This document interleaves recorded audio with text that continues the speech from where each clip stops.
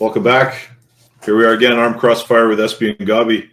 We're just shooting this after our recording with Justin Bishop, which will be after our intro that we're doing now. But a couple of things. Make sure you hit subscribe. We need subscribers. And we apologize in advance. Some of the video quality that you're going to see with Justin was a little laggy, a little choppy. But there's some great stuff in there if you can get through it all. And we hope you enjoy it. I apologize for my background. This is the storage room until I get moved into my new house, which could be a while. So maybe I'll do my best to get that out of here beforehand. For now, that's going to be the way it is until I get my new studio set up. Gabi, what do you got for us today? Anything? Man, I just bought a laptop for the first time in my 44-year life. I think it's pretty fucking cool. I mean, I'm doing this with you now, and I can see. I was able, when we did it with Justin, I could see all three of our screens, and I could see all the comments coming in. Usually on my phone, all I saw was you. So it's pretty cool, pretty excited. I'm trying to up my tech game, my tech knowledge. I'm as stupid as it gets when it comes to software and hardware and stuff. So it's a new chapter in my life, I guess. Right on. Covering stuff. Good. Yeah. Looks good. Sounds good.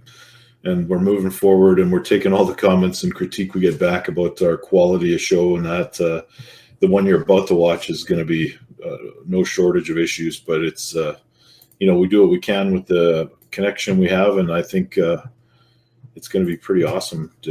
Justin has a lot of really cool things to say. So let's recognize our sponsors. So we got, of course, as usual, Smirnoff Ice. You got your Smirnoff Ice? Dude, I was so preoccupied with the laptop and getting it set up for our show that I didn't get it out of my fridge. I had the drink, but didn't get it out of my fridge. Yeah, good man. Cover both our asses. Yeah. So Smirnoff Ice, and of course we got ReadyGo.ca. So ReadyGo Garb at ReadyGo.ca. We still have our contest running, and the contest is the most thought-provoking question that you can send us. Now, here is the other thing. And this is a pretty cool thing. In 1 week from today, we're going to have at least one show between now and next week. But on the 30th, we're going to go live and announce the winner of the contest. And the winner of the contest gets a $40 coupon code to ReadyGo.ca to spend however they see fit in their store. Also, we are going to announce the next contest. So every month, ReadyGo.ca is committed to providing us prizing for these contests we're running. This month is basically question of the month, and we have a ton to pick from already. But next month, they've done something completely different. So it's going to be interesting, and we'll announce that on Monday. Want to do a quick shout out to our Patreon members. There are 3. Last time there were 2. Now we have 3. Brandon Irwin at Tier 1. Now I'm going to butcher this name. I have no idea how to pronounce it. Please correct me. Jorn Harold Hoibo, Tier 1. Now Jorn has come over and said he has moved his Patreon over to us from another site that I will not mention, but we appreciate you doing that. And of course, our third member, Tier 2 is Sean Russell of ReadyGo.ca. So our Patreon's starting to take off, and we're going to need to start shooting some content on there that is exclusive for Patreon. And if you log in there, you will see some stuff that I had shot previously that is exclusive to Patreon. I think there's a clip with Michael Todd in there that I did for my other channel that's still floating around in the back area of that Patreon page. So, you got anything else, Gabi, before we take off with our Justin interview? No, man. Let's go. I got a next episode. I have a couple shout outs for some guys. A big group in Ireland. But I'll cover that in the next episode. Hey, you know what? Now that I also will have a shout out next episode, so you're going to see that too. I'll save it for the next one, and could be exciting. Our next guest. Nice. One of the questions, I'm not going to say anything else. We'll confirm it, and then we'll see what happens. And I would anticipate that it would be Thursday or Friday this week. Works for me, man. You know my schedule. Yeah, right on. All right. Awesome. Bama Bull, Justin Bishop, welcome to the show. How are you doing today? Fabulous. Oh, I lost your volume. Hey? There it is. Still, Okay, good. I said I'm doing Yeah, we're pretty live. good, man. If it would cool off a little bit here, I'd be doing better, but can't complain. So you have to be getting ready. You're probably leaving for Atlanta, what, like tomorrow? Drinking a water bottle in slow motion. Bear with us, guys. We're just going to get caught up here. Yeah, I'm on about 9 o'clock. Lagging. It's lagging a little bit. All right. But yeah, I said I'm gonna head out there about 9 in the morning. I got to be there at 2 for weigh-ins. So. And how are you feeling? Like, it's safe to say that you're considered an underdog in the match with RVJ. So how do you feel about the match overall? I feel like a winner. I feel like a fucking monster right now. I've never been this heavy. I mean, it's just the way I feel now. We'll see what happens, but I definitely don't feel like I'm gonna lose. So what's your strategy going into the match? I mean, understandably, if you don't want to say everything, that's okay. But yeah, I mean, obviously, I'd like to just go in there and dominate the match, right? That's the goal. But realistically, I think he's too smart to get 3 pins on him the same way. So I definitely got a couple backup plans. But right now, as far as how I feel, I'm moving more weight in the gym right now than I ever have, in a lot of areas. So I'm much heavier than I've ever been right now. So whether that'll make a difference or not, it definitely helps my confidence. So, and at this level, that's a big deal. If you're not in it mentally, you might as well not even arm wrestle. So I got a question for you, Justin. The wall setup, does that favor you or does that favor RVJ? The rules and the um, setup and the table. it's probably going to favor the stronger man, obviously. So I'm hoping I'm the stronger man. So, Yeah. I mean, it definitely takes the hit out of it a bit, and which I think that's one of RVJ's not his better game. I wouldn't say a hole because he's really good at catching defensively, but he definitely doesn't hit very often. So you're not really going in to pull him expecting him to smack you sideways on the go. So I think it favors him if anything overall. You don't find the setup and the rules favor the hitter, the faster, more aggressive puller? Not a lot of times. Not. I mean, I've worked them to my advantage where I can, when I hit, when I need to. Um, I mean, some people can do it. Some people are just that fast. Like Marcial's pretty good at it, but Marcial's always good at it. So I don't know. A lot of it comes down to Bart. So hopefully Bart likes me that day. Yeah, I think it's safe to say I've been following your curls on your Facebook videos, and it seems like your hooking power, your bicep power is as strong as it's ever been. Watch you do that Olympic bar, one arm, partial static preacher lift. So, I mean, as long as you can say you're the strongest you've ever been going in, I think that's a plus right away. Oh, definitely. yeah. And I've seen a lot of people try that lift since I put that video out. And honestly, it was just kind of a bet. Me and some guys were going over some shit in the gym, and he's like, I bet you lunch you can't lift that or whatever. I'm like, fuck, what is that? 95. The first time I done it, then I done it with a 115. But a lot of guys aren't letting their wrist go past their elbow, which if you don't do that, you're kind of defeating the purpose of the lift. But Right. I guess what you're going for. But for me, all the way over, that full where it wants to open your arm up and then you start lifting. What they call that, the Devin Lorette curl.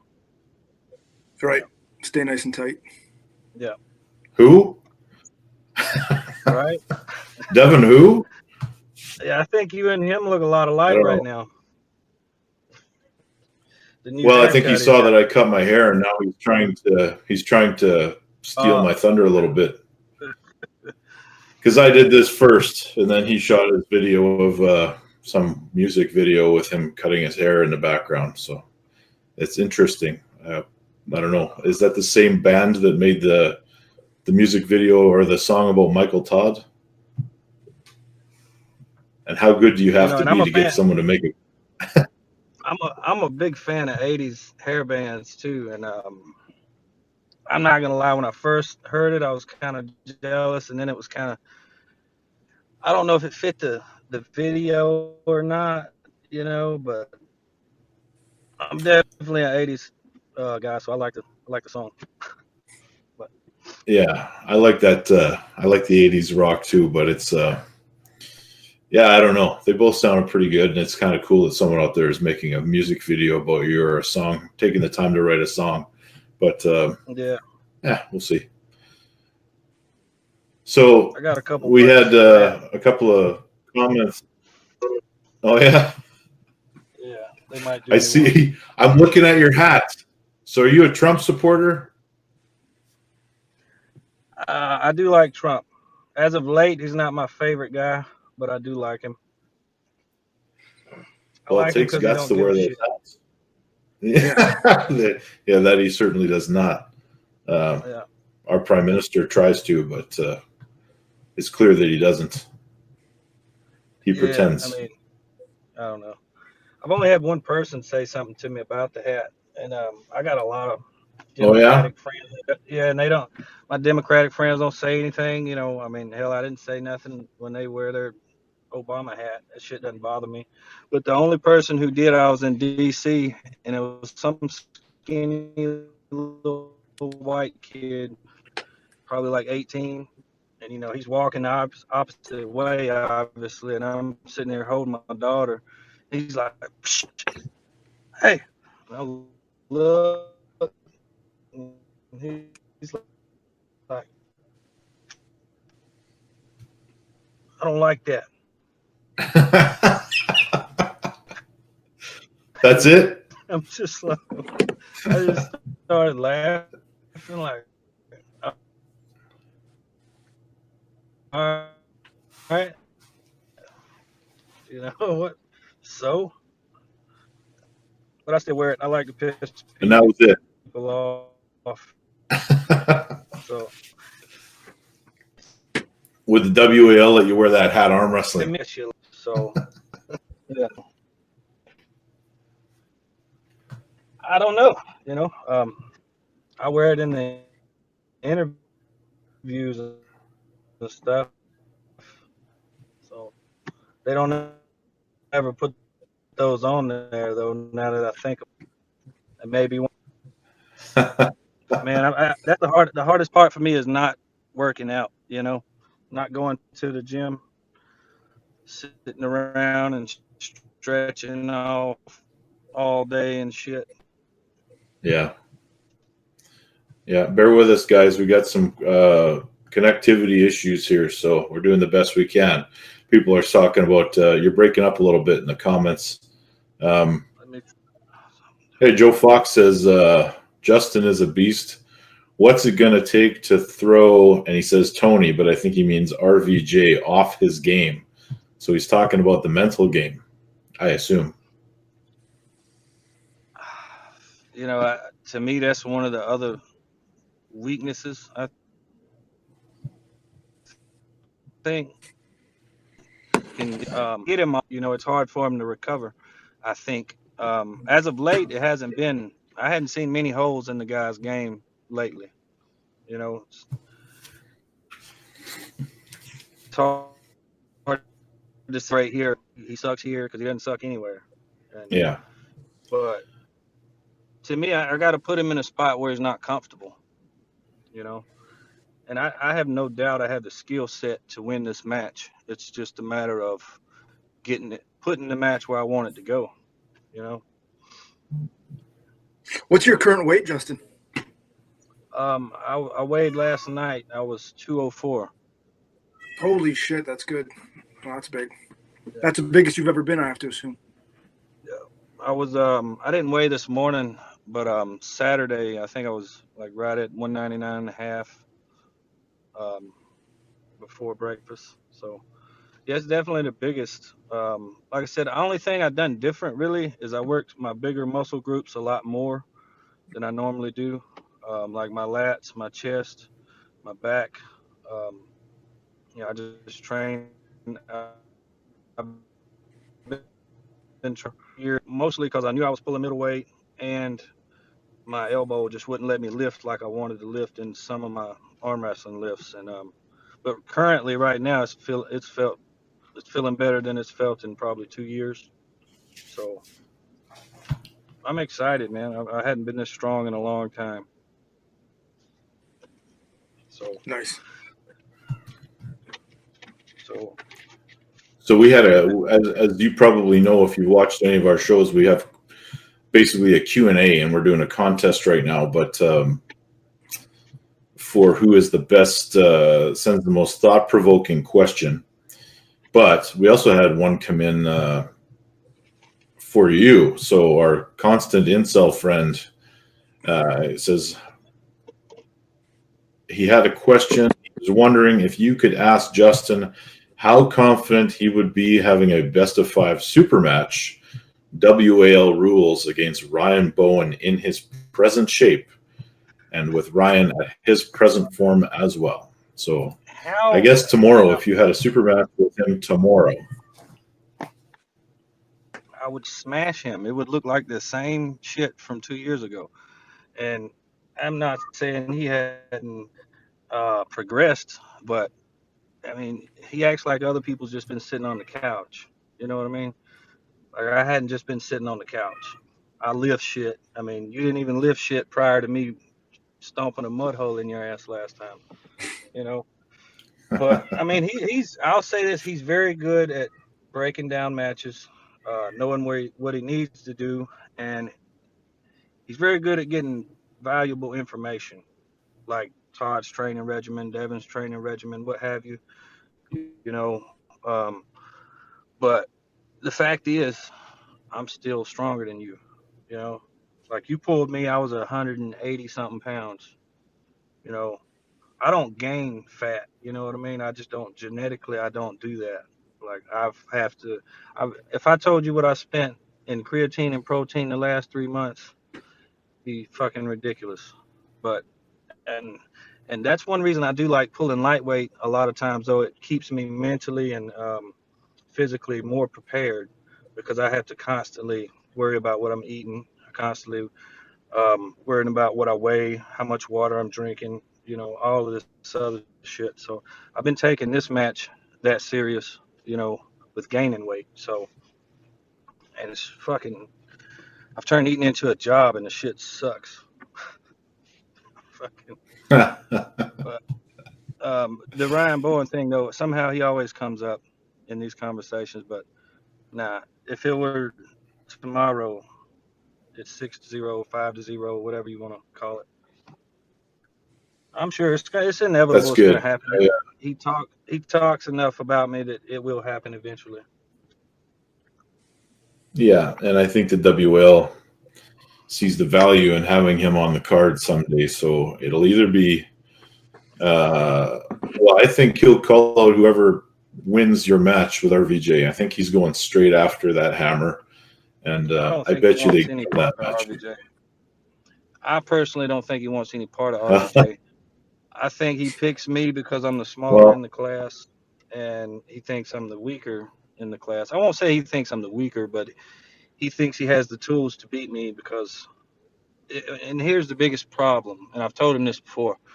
I was like, dude, the first 3 matches I used my hand and top rolled you. Every match after that, I didn't give a shit about my hand. I let you do whatever you wanted to do, and I still smoked your ass. So don't don't live off those last 3 wins like you took my hand. That's what happened, but it don't think it's because, you know, I tried to keep my hand. I'm not gonna say I literally remember walking up the fourth match, and putting my hand up there and just looking away, like, you know, confident, thinking there's not shit he can do. I didn't even feel him the first 3 times, you know, but he's a good arm wrestler, as I knew going into it. So, but strength wise, I don't think he's filled that gap in 2 years. It takes way more time than that to me, and not saying he's not dedicated, but he's obviously dedicated to a lot of other shit too. So you're not gonna tell me you're training 3 hours a day, 4 hours a day. You know, you're training an hour and a half a day like I am. You know, if I could train 3 and 4 hours a day, I'd be a bad motherfucker.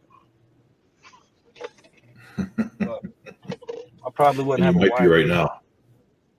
Yeah, I'm hoping. But So as far as the card goes, you got any opinions on the rest of it? Like we talked a lot about the Devin and Wagner match.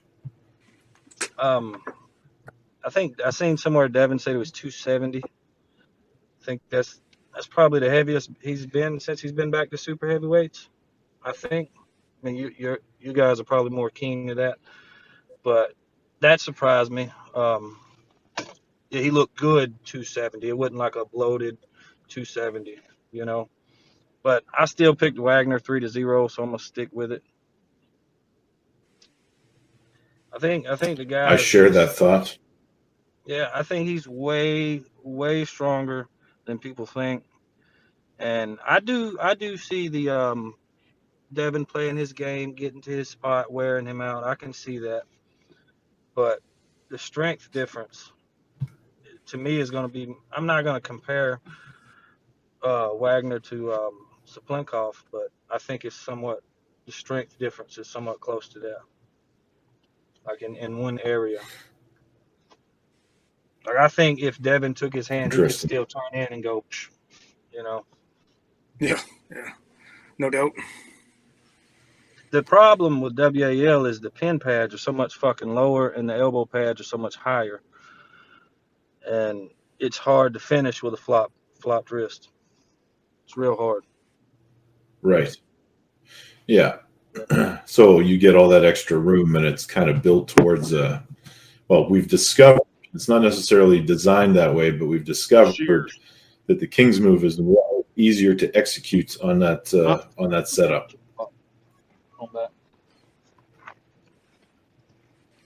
We knew we'd get some interruptions live. That's okay. Yeah, I'm sorry. That's okay. So I was saying that the King's or the pad on the table, not necessarily by design, but it certainly favors a guy that would execute a King's move on there, just because the pad is higher, or the elbow pad is higher, and the pin pad is much lower. Yeah. When they asked me like, what would you do to the pad, I told them, you know, add to the front and the back, but clearly they don't give a shit about, you know, a hooker, because to me that takes away from a hooker and adds to a top roller, like you're talking about.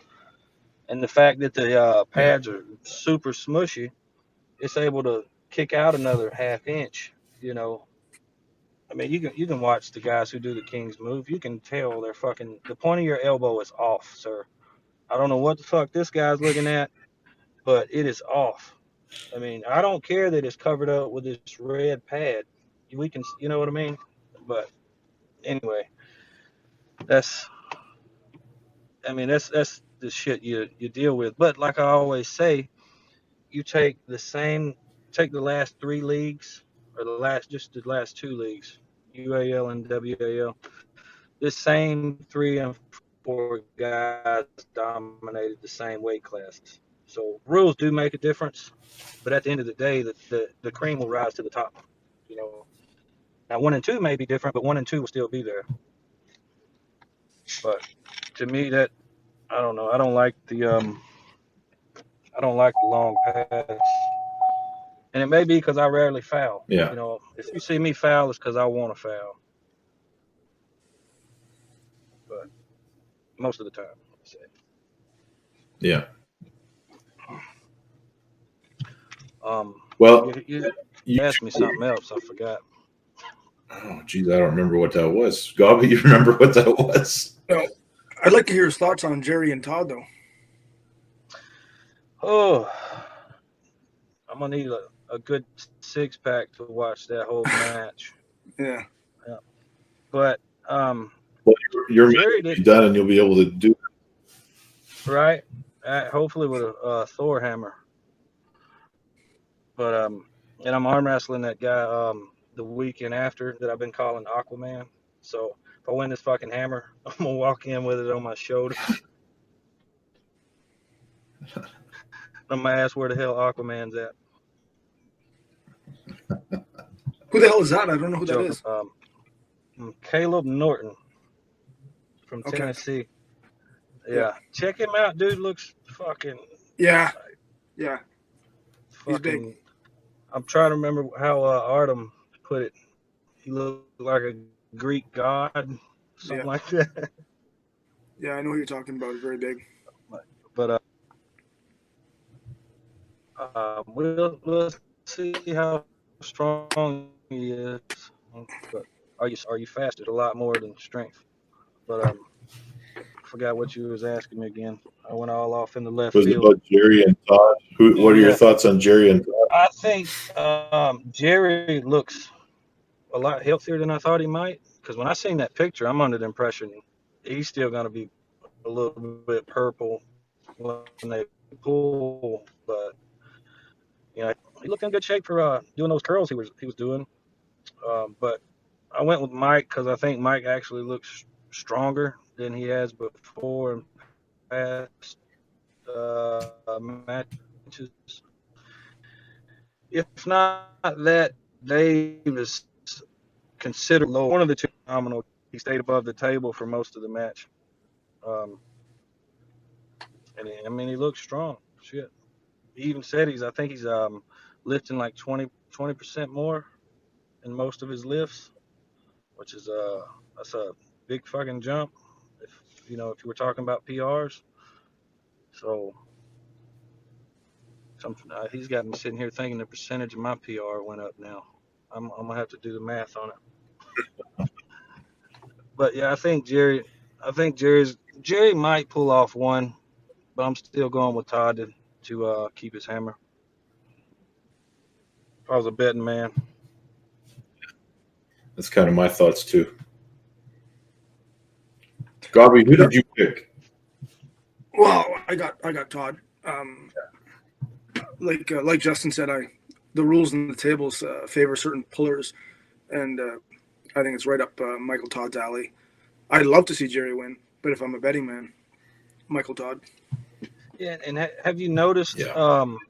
Have you noticed like when Devin pulled Michael Todd, right? Devin's arm's much longer, so he's able to reach way over there. Point where Michael Todd is literally parallel with the table, like all of this with his arm is straight with the table. So like, where's the rule at with your shoulder past the center or fucking like we need I don't know, we need some kind of rule for that shit. Oh, they have rules, they just don't enforce it. Well, that's a WAF rule. That's right. Oh. I don't know if it is. The wall rules have changed a few times over the years, and they've changed on the fly a couple of times too.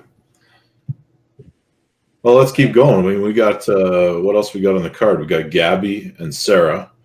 What do you think about that one? I picked Sarah 3-0 because, and I'm gonna tell you, the other girl has me rethinking it after seeing her last couple Instagram posts.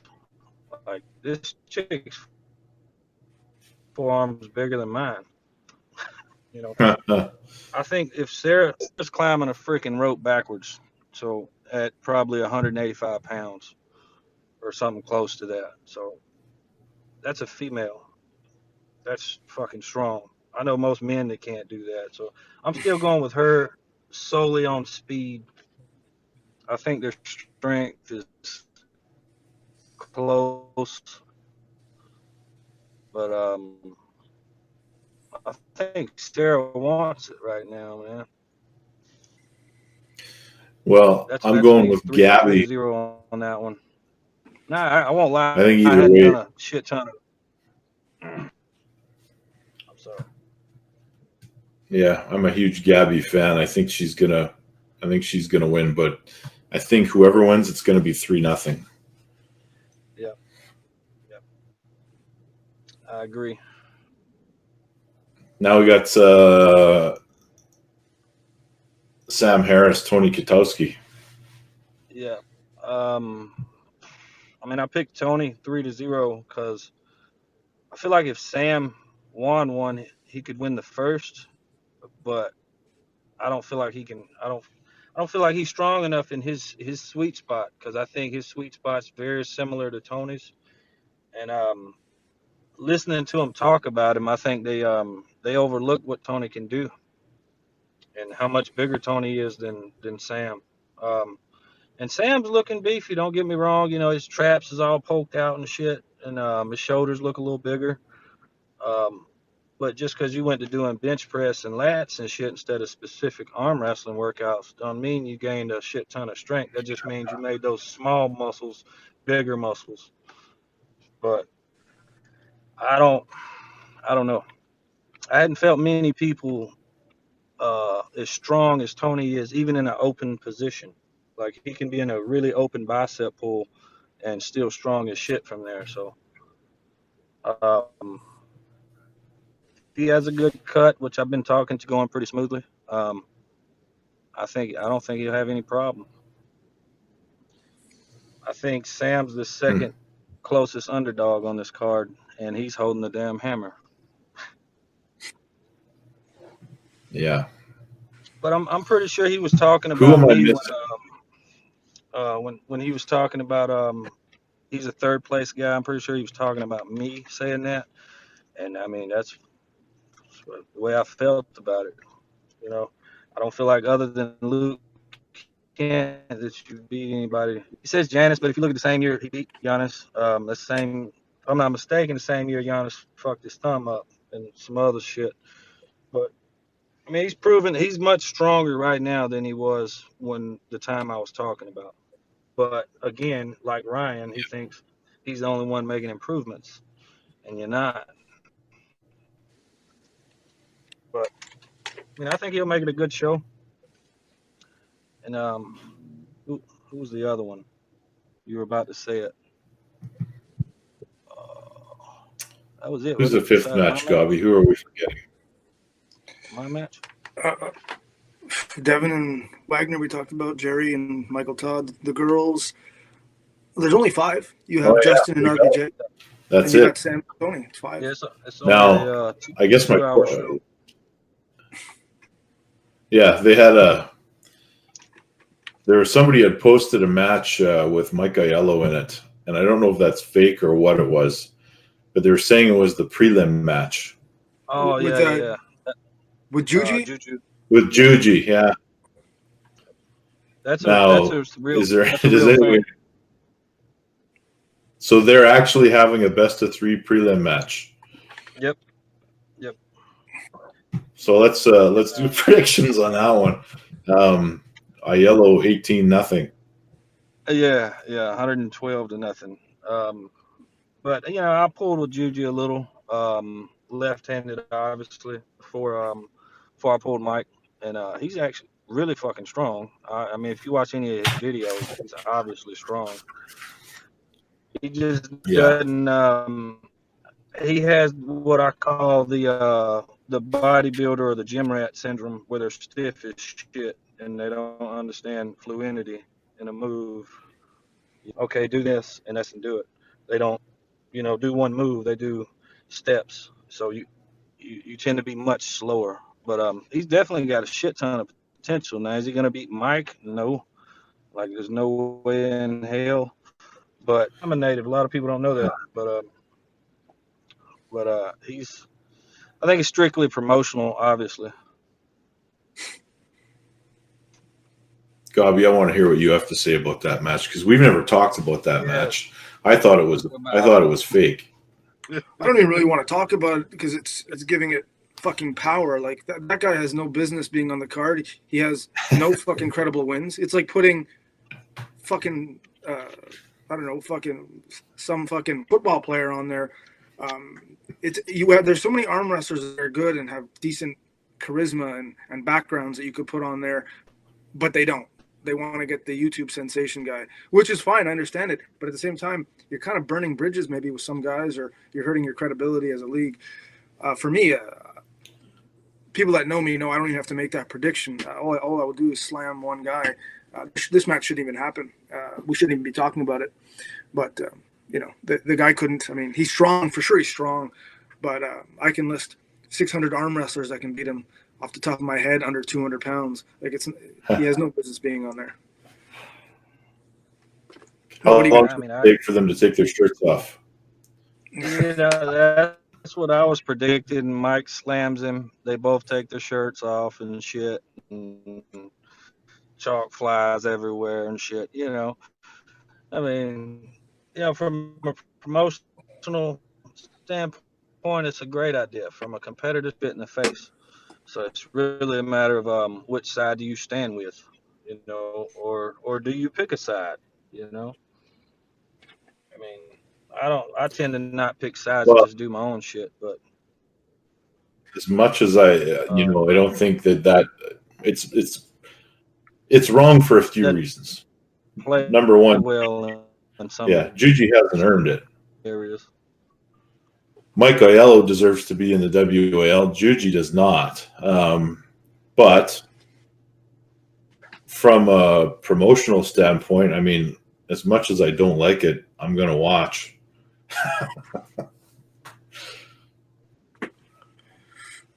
He's going to bring a different demographic in. I mean, Juji has got such a following that I think you're going to see him around. And I hope he takes the sport seriously. Here's the scary part is he doesn't have the talking with him likes the sport. Yeah. I'm hoping to hell that Mike doesn't pull a Jeff Hale Supreme on him and stop the match and try to make it look good. I hope he just slams him. But I have a feeling they told him not to, because he can make a mockery of it, or he can make Juji look like, fucking Ron Bath circa 1993. Like, he can do either way. But I'll be disappointed if Mike stages it and makes it look closer than it really should be. But if he does so, I'll understand why. Well, I mean, it's going to be fun just because I think Mike. Well, here's the part that worries me. I mean, Juji could seriously hurt himself because Mike has the power to just kind of toy with him. Good, fucking right. I mean, would you feel sorry for him? I mean, fuck, you put yourself in that type of fucking venue against a fucking 6'6", 280-pound elite number 3, maybe even a 4 arm wrestler, and you're a fucking 1-2, and then you're like, oh man, I can't believe I got hurt. Fuck off. Come on, man. Ryan Bone was different. Ryan Bone was a YouTube guy, but Ryan Bone had a background. Ryan Bone had credible wins. Ryan Bone was a tier 3 credible puller, with some decent skill sets, like Justin said. This guy's a fucking, I don't know, man. In the arm wrestling world, he's still a bum. In the YouTube world, he's God. He's fucking Godzilla. In our world, he might as well be Bill Cosby. Like, fuck off. Like, he hasn't done anything. I don't know. I'm just hard on that shit because I don't like seeing good arm wrestlers that should be on a card and earned it over the years, going to tournaments, supporting them, doing all this shit, and then they go with this guy. Like, it just bothers me. But anyway, not my call, and I can understand why they do it. It's just it fucking sucks.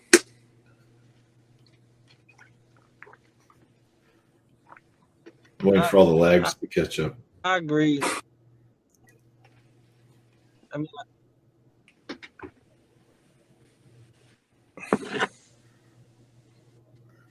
and I agree, but at the same time, how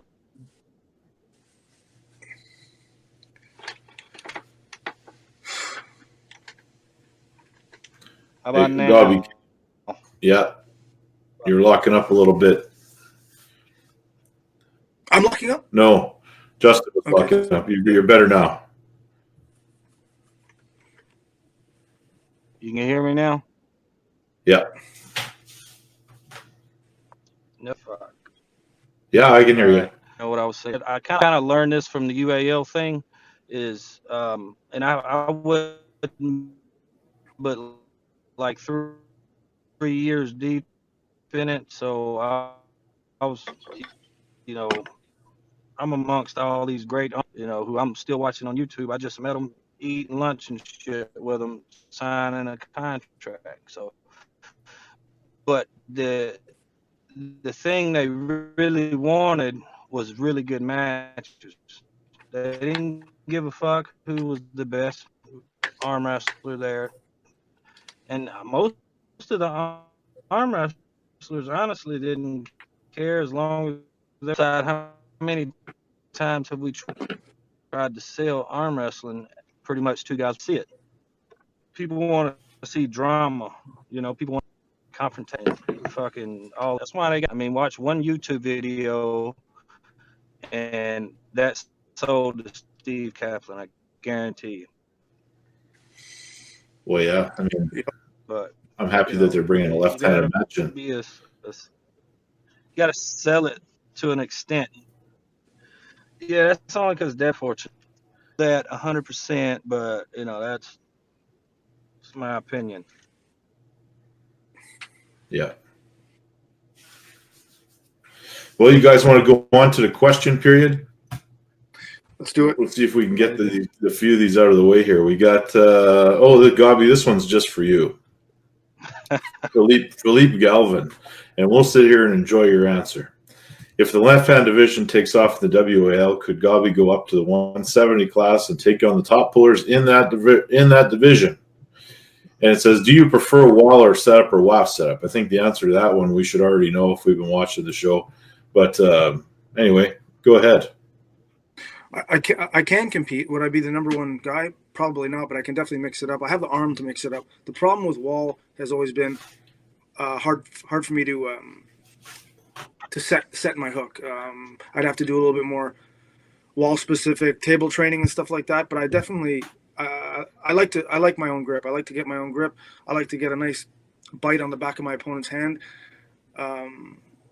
It's awfully hard to do that with wall, although you can get straps easier. So I'd have to make some adjustments. I definitely prefer WAF over wall. That's for sure. I'm a big proponent of strict rules. Too much things can happen when it gets loose, and you don't always. It's not always indicative to see who the better winner is, the better man. But yeah, I could definitely mix it up.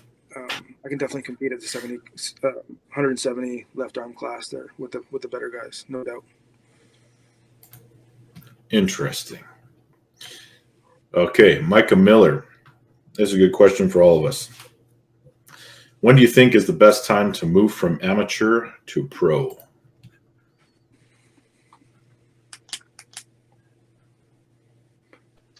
Justin, want to take this one first? I don't know. I pulled one amateur tournament.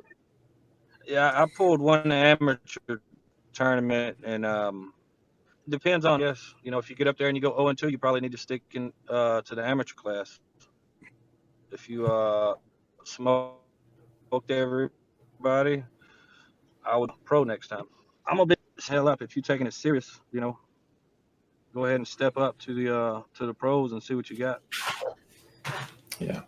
See, I was of the opinion when I started arm wrestling, we went to the national championships in Canada, and there was 1997, and they still had a novice division. So at the national championships, everything's considered amateur because it's not for money. But amateur was kind of like pro, and novice was kind of like amateur. You could enter that. And I made a decision at that point that I didn't want to be the best shitty guy there was. I would rather come dead last in the pro than be the best shitty guy that there was. So I didn't even compete. So I went into the open class, and I got my ass kicked, but I learned a lot more than I would have by winning the novice. So my opinion is that when is the right time? as soon as you feel like your arm can handle it and not get broken, then jump in there. And if you've learned to lose appropriately or at least take care of your arm, then why would you want to hang around and rack up? And no disrespect to anyone that does, but I mean, your trophy collection is going to get big enough without all those amateur or all those novice ones. So I don't know. Yeah. Gabi, what are your thoughts? I'll fucking disrespect those guys. I think they're hurting the sport. As soon as you have tangible success in the amateurs, as soon as you have tangible success, unless it's your first tournament and you're still very raw and you got lucky, but as soon as you have tangible success, you got to jump. 80% don't, because they know if they jump, they're looking forward to 6 to 8 months of getting their ass handed to them and getting no medals or trophies. So they stick in the amateurs for a year or 2 years, whatever, and they collect shit and they beat up on new guys. So obviously, as soon as you have success, you got to jump. When I'm training with guys and they ask me, my only thing is I want them to go into pro as quick as possible, as long as their mechanics and their technique is tight and they're not putting themselves, they're not vulnerable to get hurt. So as long as your shit's wired and you know how to fundamentally pull and you know how to set up and you have enough table time where your attachment. Your tissue attachments are conditioned and stuff like that. I'm all about jumping right into pro and taking ass kickings and start the growth period right there. Most don't, but I think that's what you got to do. Well, yeah. I mean, when I say healthy arms too, like keeping yourself safe in a tournament, the first WAL tournament. Justin, were you at the first WAL tournament, the big finals they had in Vegas? No, I was still pulling for UAL the first year. Right. Yeah. So the first year they did that, there was like a couple of thousand arm wrestlers that showed up, because everyone that had qualified at these little tournaments throughout the country all showed up on the same day to pull in the finals. And there was no separation between novice and pro. And I think there was 7 broken arms that day. And it was actually the very first match of the tournament someone broke their arm. It was a seasoned puller, so that's really kind of irrelevant. But the amount of broken arms there were, I mean, I don't know what the deal was. I think the refs were solid. I just think that a lot of guys did not know what they were getting themselves into. Yeah, but you also have to understand that the wall table increases chances of arm breaks and bicep tears, right? Because like Justin said, extending the back but not the front means a guy chasing has only so much room, but the guy running and pulling him open has an extra 1.5 inches, which means when he usually would get pinned, now he's hanging out more, and it's usually in that open hanging position where you're most vulnerable to a tear or a break. They won't want to admit this, but those fucking pads increase chances of breaks and tears. Hey, we got a really this is very insightful. Neil Pickup's watching, guys. So it says there isn't a clear enough definition around amateur and pro at this stage in arm wrestling. For example, WAF Worlds and EAF Europeans are both amateur events, theoretically, yet I know of a lot of pro arm wrestlers who would get leathered were they to get over there and give it a shot. I agree with Gabi. If you can pull safely from a technical perspective, then get into any and every event you can. Yeah. Yeah. Dude knows your shit. Yeah, absolutely. Yeah. And did you see Neil's fishing pictures? My God. No, I'm pretty sure he blocked me on Facebook. He's in Canada right now fishing, or he was a few days ago. Yeah. Yeah. How many? Here's the same guy. Block you right now. Like, what's that?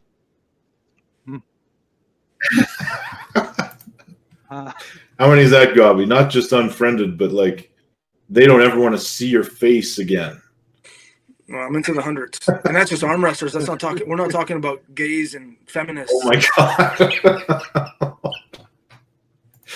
Oh man, you might be able to do that. I'm not. Now we're profiling. No. All I'm saying is, it's usually the minority groups that tend to be a little bit more sensitive because they're a little bit more secluded and stuff. So they have a little bit, sometimes not deservingly so, but they have a little bit of an inferiority complex. So trolling usually works a little bit quicker on them. Special. So, yeah. Hey, Gabi, Neil says he didn't block you. No, I know he didn't. I know he didn't. We had a conversation the other day, so I know he didn't block me. Okay. So that question from the amateur and pro was for Micah Miller. He's got one more question. He's saying, what do you guys think about a belt A belt system in arm wrestling similar to judo or jiu-jitsu. It seems there is a huge disparity in skill level from amateur to pro and even among the pro class itself. Now, this was tossed around a little bit before, but what do you guys think of that kind of a system? Justin, go ahead. I don't think that you have enough. I don't think you have enough senseis to do that, if you know what I mean. Like, I don't think that you have enough masters of the sport to say that. I mean, and I, with no disrespect to anybody, but I've talked to a lot of elite armor, in my opinion, about dragon or any specific angle on this shit at doing that. So there's way more in Europe or places like that. But for me in North America, there's maybe a handful of people teach the sport properly, because you not only got to know the sport, but you got to be able to teach it. Like Brzezinski obviously knows what the fuck he's doing, but if you go talk to him about it, he's really true. Like, Devin's the best I've ever seen at teaching it down into something. But I mean, I think that would work. But it's same with the MMA world. Like, I take this black belt under this guy, and he just demolishes this guy. Does that, does that mean he's a better black belt, or does that mean his teacher sucks, or what does that mean? But I mean, sure, I'd like to say I'm a black belt in arm wrestling. Yeah, me too. I think it's an interesting concept, but it's way too complicated to get people to get it caught on worldwide. Yeah, and I don't know. Like, I've arm wrestled with some people that I thought, like, oh my God, this guy's gonna know every answer to every question I have, and it turns out it seemed like I knew more than they knew. And I may not have, but I left with that, Yeah. We have a question in the comments section from Derek Smith, and it says, who had a better athletic career, Gary Goodridge or Alexei Vivoda? Now, that's a super interesting question. Athletic career? Athletic career, because when you consider Gary, you got to consider also his lengthy mixed martial arts career and K1 kickboxing and other fighting styles. Gary. I gotta say Gary, because I don't think bobsledding's that fucking important. I mean, that's just my opinion. I think Gary's a badass. I mean, go ahead. Am I off there? What's happened? Yeah, I can hear you. Gabi, what do you got, Gabi? What do you think? Is the question the more interesting or the more successful career? Better. It says better. Well, I mean, you got to go with Gary based on longevity and based on the impact that he had on the sport and the sport had on him. Vivoda's, he toiled between two sports and then committed to bobsled and, highly successful for 2 Olympic Games. But it's fucking bobsled. Who's the better raw athlete? That's a different question. Who had the better athletic career? The answer is Gary. See, I'm going to disagree with you guys. And I'm going to say it because Gary and Vivoda both arguably have similar accolades in arm wrestling. But I think that when you take a sport that is so different from arm wrestling, like bobsled, even though some folks think it's not that important, but it is extremely different from anything he was doing. And he not only competed at a high level, he achieved the highest level a couple of times. Like gold medals in the Olympic Games. Now, Gary had a great MMA career, but Gary did not achieve any, like he was never called the top guy in mixed martial arts. That's my argument. Okay, would you rather be known as the best fighter, or one of the best fighters on the planet, or one of the better, faster guys that can push a sled down an icy fucking tunnel? Like, come on, man. Justin's with me on that one. I know Justin's with me on that. I can tell you one thing. Vivoda lives in a palace in Russia. Yeah. But now you're saying what's the more profitable career? And that's different, right? Yeah. Now you're I don't know.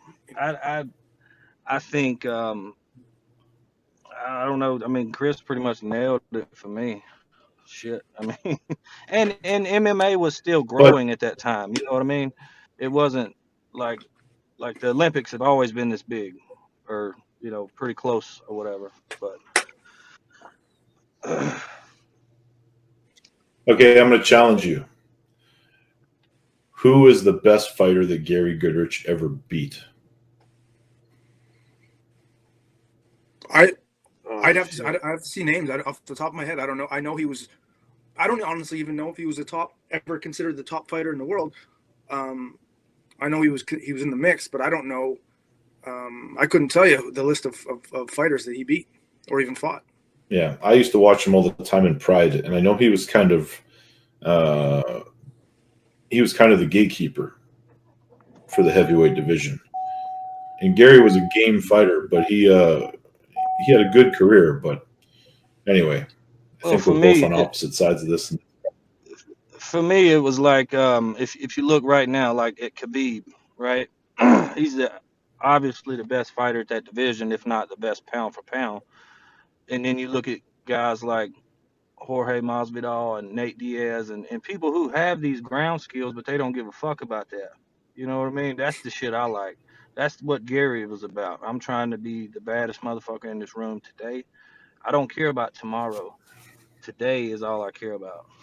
And that's the kind of shit I like. I think that that's interesting, because I think Masvidal and Nate Diaz are going to decide who the baddest guy is. Yeah. That's pretty much that. If you could make a title on that, that's what it would be. Those two guys. If Nate didn't seem like he had ate a bunch of fucking acid, it'd make it a little bit better. It's the only thing with that guy. He smokes he's a lot vegan of weed, too, I don't by know the what way. else he's doing. I didn't know he was a vegan. Oh, that's just nuts. Yeah. So is Vivoda, but he only became a vegan. It kind of correlated with when he got crappy at arm wrestling again. Yeah. Hey, you come let me cook you one of these whitetails, Chris, and you'll change your mind. Yeah, probably. Well, apparently for Vivoda's sake, salads worked well with him pushing shit down icy tunnels. Like Gary took beatings. His body took the brunt of those beatings, and you can see the ramifications today. He's a fucking warrior. I mean, what's the worst thing that can happen when you push a fucking sled? Like, I understand bobsled could be, you could argue it's a valid sport, but for maybe children and kids in neighborhoods and suburbs, not fucking full-grown men. Like, the Olympics the Olympics. We can talk about the Olympics and how so many events are a joke. Aside from that, so again. Yeah, I guess and bobsled would be considered elitist, because whoever actually has access to a bobsled track to do that kind of thing. Yeah. How many people in the world are actually training for that right now? Yeah. I mean, what, 30? Not very many. There's lots of guys. 30. What, really? Yeah. I mean, and what happens? It's interesting with bobsled is usually the even Canada, the U.S., the people that end up going gravitating towards bobsled are former football players, former rugby players. Vivoda is a former arm wrestler, and usually they're stocky big men that have strong cores and lower bodies that like it's very synonymous with maybe what an offensive lineman or a football player would do in pushing the sled and stuff like that for training down the turf. So I mean, these are not people that grow up in their teens saying, I want to be a bobsled stud. They go into real sports and then slowly transition into that when they see that there's money here. You know, my country is going to give me X amount of money if I can beat these other 3 guys in pushing a sled down an icy tunnel. And so they make money, and you can't get a concussion, you can't get a bloody nose. Yeah, fuck, I don't even think if you can hurt your elbow or knees. I mean, you know, so I don't know. You might get claustrophobic. I'll throw one more thing in here because Neil just said it. He says Vivoda was also a very high-level judoka, Olympic caliber. Yeah. Well, if the question is who was the better raw athlete, the answer was Vivoda. The guy was a fucking machine, and anything he decided to do, he probably, like, much like Devin, anything he decided to do, he probably could have been. He could have been a fucking NFL tight end. Like anything he decided to do, he probably could have done it. But what do you want? Like he saw low risk and high profit in bobsled, and the Russian sanctions, they give a lot of money to top Olympic athletes, a lot more than Canada and U.S. So he made a shitload of money by placing, I think it was gold. One Olympics it was gold, the other Olympics was bronze, I think, or silver. Anyway, so that set his life up, his career up right then and there. Justin, all of a sudden you're crystal clear and your sound is perfect. So everyone must be getting off lunch break and freeing up some of the bandwidth. I think he's sitting in a Denny's parking lot and the Wi-Fi sucks. That's what he's doing. Are you trying to drag Wi-Fi from a Denny's? No, it's not Denny's. Okay. I'm on a job site.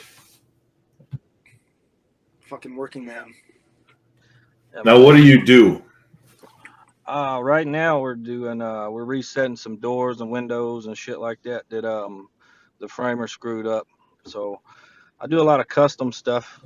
A lot of stuff the lower skilled workers can't do, I guess, or they claim they can do. Then they go fuck it up. Then they call me. But a lot of trim. Shit you can't hide if you do it wrong. You know. So I enjoy it. As long as it's not too fucking hot, I'm good. Like lately, I've been doing a lot of piers, and like right now it's 105.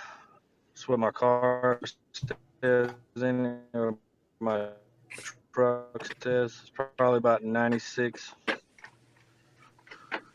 But I got a question. Still waiting on fall here. I got a question for you, Justin. I know you have an arm wrestling family. Did you get your dad into arm wrestling, or did your dad get you into arm wrestling? We actually all found it at the same time. Like we were I was kind of in a dark place at the time, but long story short, I just got in the gym with my brother and my dad, who had recently just got in the gym, and we was working out probably 2 or 3 months. First time I ever been in a fucking gym, and my brother seen it on online, and my brother and my dad, I always arm wrestled in high school. And I was just a skinny kid. I never did it. So anyway, we found one in Mobile, about 4 hours away. We drive there, and we all competed at amateur in our weight. We all won. They put me in the left-handed pro because there was no, and I beat Jeremy Frey and overalls, and I beat Lee Culpepper for the overalls. So, and I didn't even know who the hell he was. He's a WAF champion, turns out. But yeah, we finally got some guys close to us that we could train with, and we were arm wrestling every day, like literally every fucking day. And my dad and my brother was a lot stronger than me, so my shit was hurting. Like I'd go to the gym, pull one time, and her sweat hell, you know. And I remember the first time we hooked up with Glenn Brooks, because Josh and Dad pulled him like 3 times, and they were over in the corner the rest of the practice. And I kept looking at him like, no, get up. You know, you was telling me this shit for the last 2 weeks. You know, everybody's shit's hurting, what they kept telling me. Our stuff's hurting too. Like, no, your arm's not hurting like mine, because I'm sitting here doing this, and it's just over and over, you know. But well, that's it. We just seen it, and tried it out, and shit, we probably went to 13 tournaments that first year.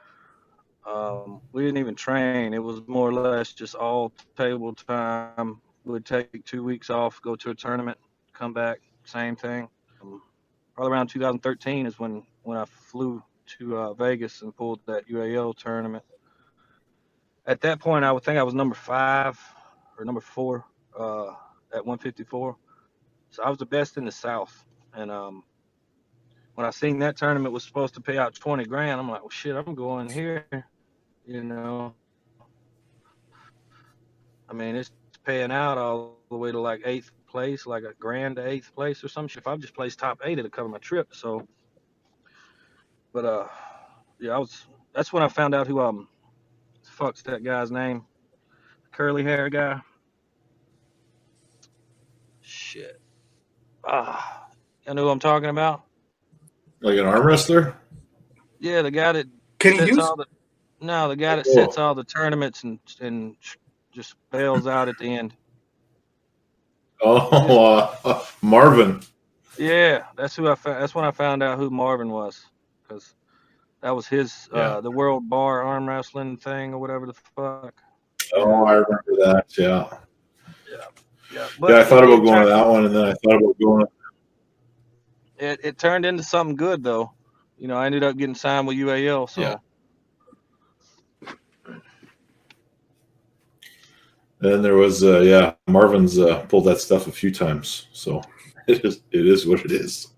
Yeah, I can't say people didn't warn me. I remember Karen messaged me like, "Hey, don't book you a ticket for that. It's bullshit." You know, I'm like, Karen. I got 6 other people telling me, it's a solid thing. It's gonna work out and shit. And anyway, see, I got to that tournament, dude, and I met, like I was saying, every arm wrestler that I've been watching. Right, I knew none of the Europeans.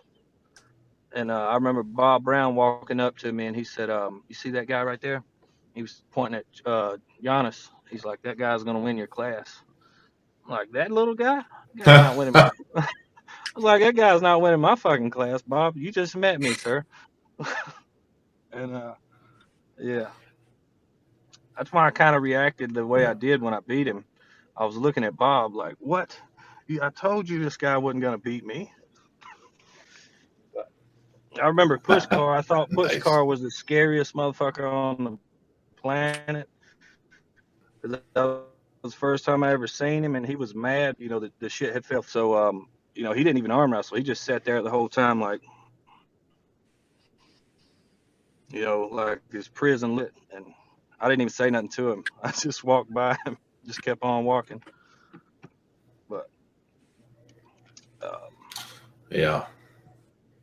Well, he was intimidating for sure. What else you got, Gobby? We're at the hour mark here. Justin, best Tide player of all time: Derek Brooks, Derek Thomas, or Cornelius Bennett? The best Tide player? All time. Oh, neither. So who do you got? Well, I'm not, I love history, man, but I'm a more up to date guy. Okay. No, like way up to date, like 2000s. And gotcha. My favorite player, I'm not gonna say he's the best player. My favorite player was Mark Ingram, and it may be because he was the first person to win the Heisman from Alabama. But for me, for his size and what he could do, I love watching him play. Because I mean, how many people can you sit in the Wildcat in a Power 5 SEC team and he fucking run the ball? Yeah, but let's be honest, Justin. Could he push a sled down a tunnel? Do that. A lot of people tell me Derek. He might could do that, but he couldn't fit his dreads in there though. Yeah, probably. Yeah, no, he was a stud for sure. Great NFL career too. Yeah. He just got traded too. Or last year rather. I wanted to see him win one with the Saints though. They actually won the same year he was drafted. They won the Super Bowl that year. I think it was 2009. Mm-hmm. Yeah. Fair enough. Well, all right, boys. We're over an hour, so maybe we should wrap it up. Look at that pelvic pop. He never had tits like that, boys. Justin. We appreciate you coming on the show, and best of luck coming up this week at the WAL finals. Even though I picked you to win, Gobby didn't, but we never got into that. But best wishes, man. And we'll see everyone coming up pretty soon here. We got a big announcement coming up on our next guest, so we'll confirm and we'll let everybody know. All right. Hey, best of luck, Justin. Thanks a lot. Thank you, brother. Y'all take it easy. Thank you.